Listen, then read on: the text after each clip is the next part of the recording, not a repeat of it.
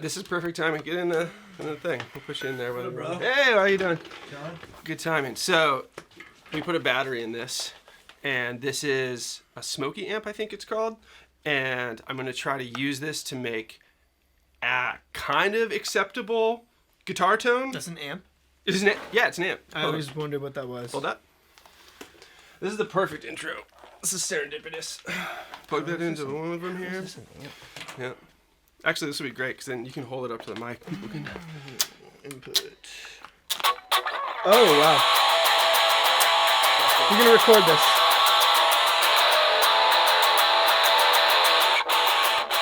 Just go to a cab. Can it go to a cab? All right, that's it. Just put it in front of my face. Hold it up to the mic and people will be able to hear. Oh, yeah, right. Yeah, okay, ready? Yeah.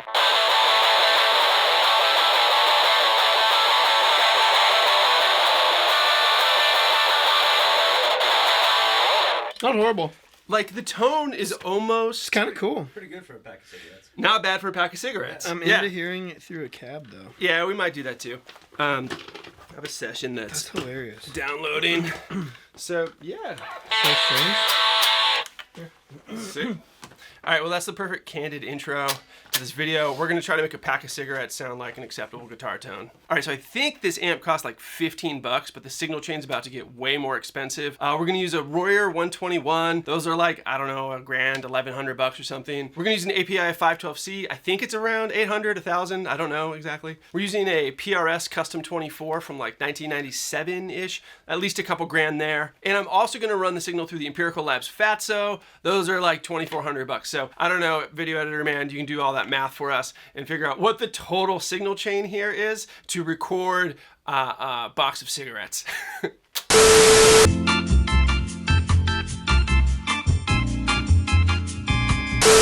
right, let's just try this. I'm gonna make up a song over some drums that I borrowed from an LP I'm working on for a band called Desperate Acts. Carl, thank you for the drums. Let's see what happens.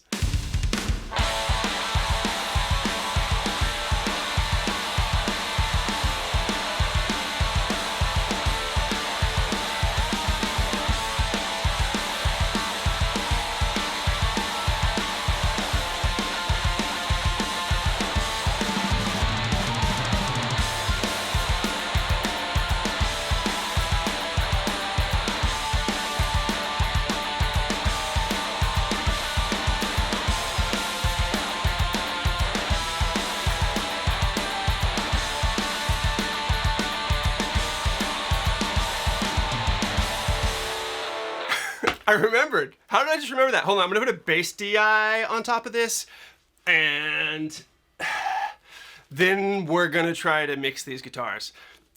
I don't think this is gonna work. I think I remember the first part. There's no way I remember the second part.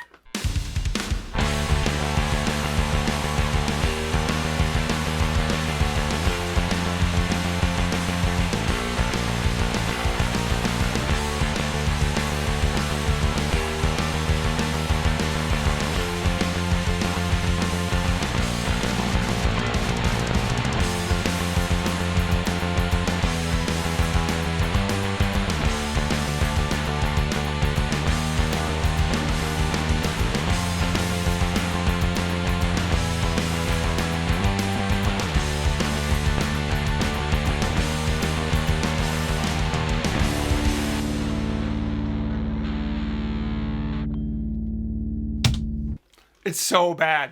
All right, that's the worst bass playing in the world. But, you know, it's punk, whatever.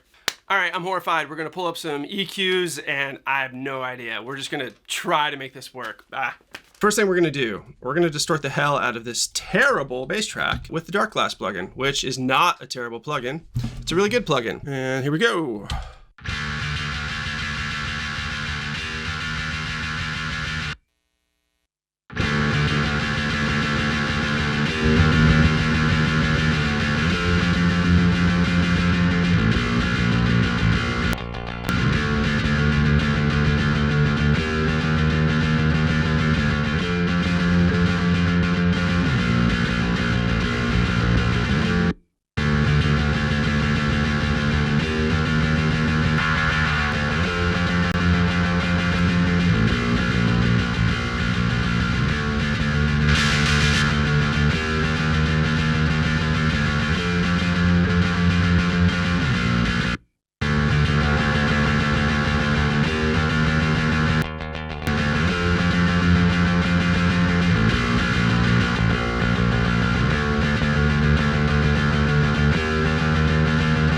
I'm gonna leave just a little bit of the DI poking through. We'll see. You probably have to low pass some garbage up top here real quick. Ba-ba-la-ba-ba. All right, what's up, garbage? Yeah, it's not so bad. Let's just do a little damage control.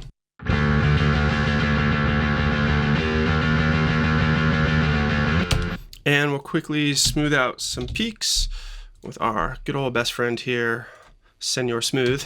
Not smooth, soothe.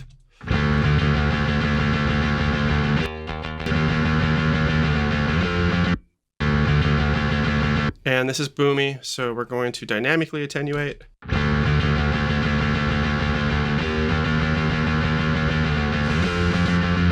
Pretty big difference. Like, this is before the EQ. It's like almost usable. Now the fun part. All right, oops, I already had some stuff on this bus because this is from a different session. So we're gonna start over on this bus. Goodbye, goodbye, goodbye. Okay, and we're just gonna listen to both guitars at once. Dude, this is horrific. Oh, what are we gonna do? There's like no low end. This is gonna suck so bad.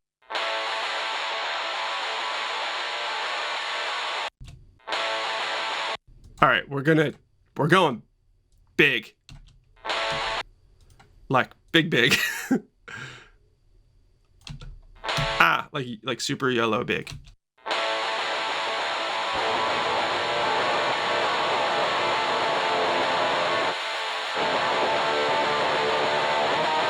Is this my first time actually getting to the limit of what Pro Q3 will boost? All right. That spike's gotta go. Let's use Soothe for that. What's that, around 5K? Yeah, just 5K or just below. Oh, there it is. I guess it's more like 4K. All right, let's see. This is where we were. Like, kinda?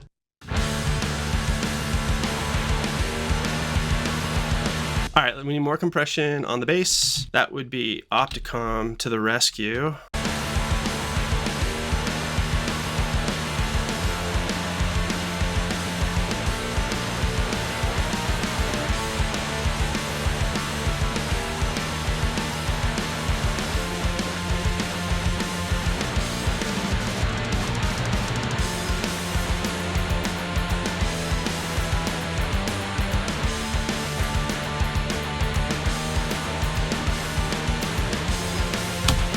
Dude, this is like kind of like the dumbest idea, but it's not as bad as I thought it would be.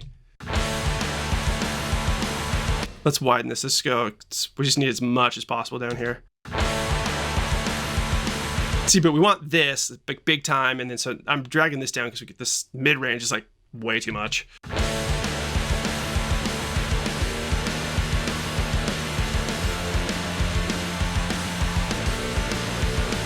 It sounds phasey as hell because I'm doing so much.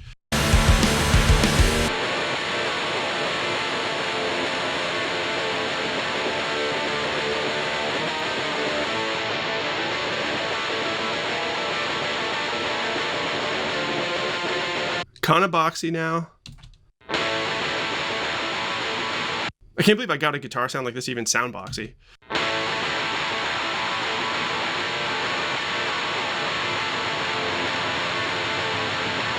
Yeah, just give me more 100 hertz.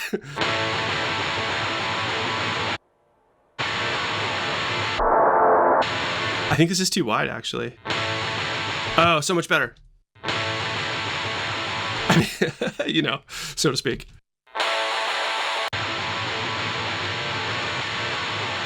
It has basically no note definition. The bass is saving us hard.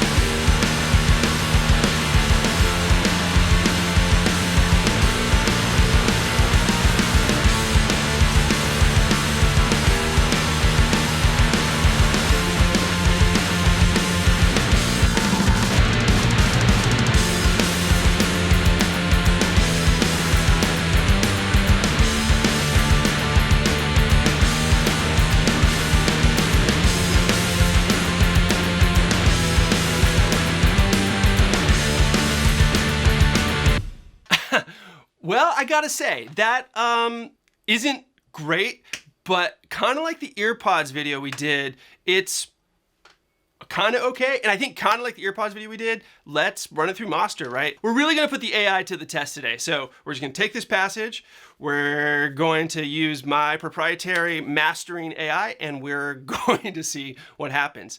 I have a sneaky suspicion this is gonna kind of be okay.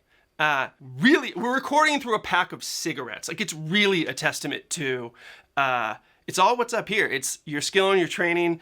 No one's gonna do this for like a real record, but if you know what to do, you know, you can kind of get somewhere. All right, we're up and rolling. Here we go. Let's drag it in. We're uploading our Smokey Amps song, and this is going to go through our world-class leading, and I'm not joking, proprietary mastering AI. If you haven't tried it, you totally have to try it. It's totally game-changing. So many awesome updates coming out very, very soon. So we're just gonna give this a minute or so, and it should blast through mastering our weird amp song. I hope that you like I'm tying in these sort of like goofy videos where we're like pushing things to the extreme, like earpods and like recording through a cigarette box, along with like more detailed mastering and interview stuff. And someone made a comment about like, you should do a mix in the car because everybody's like doing the car test.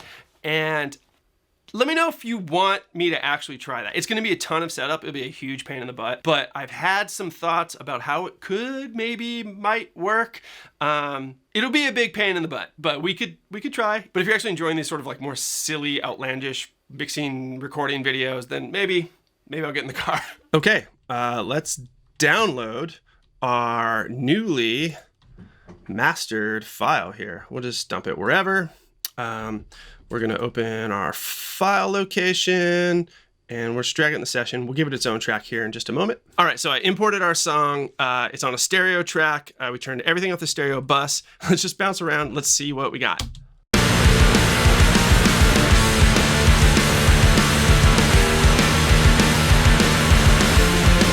It's like not horrible.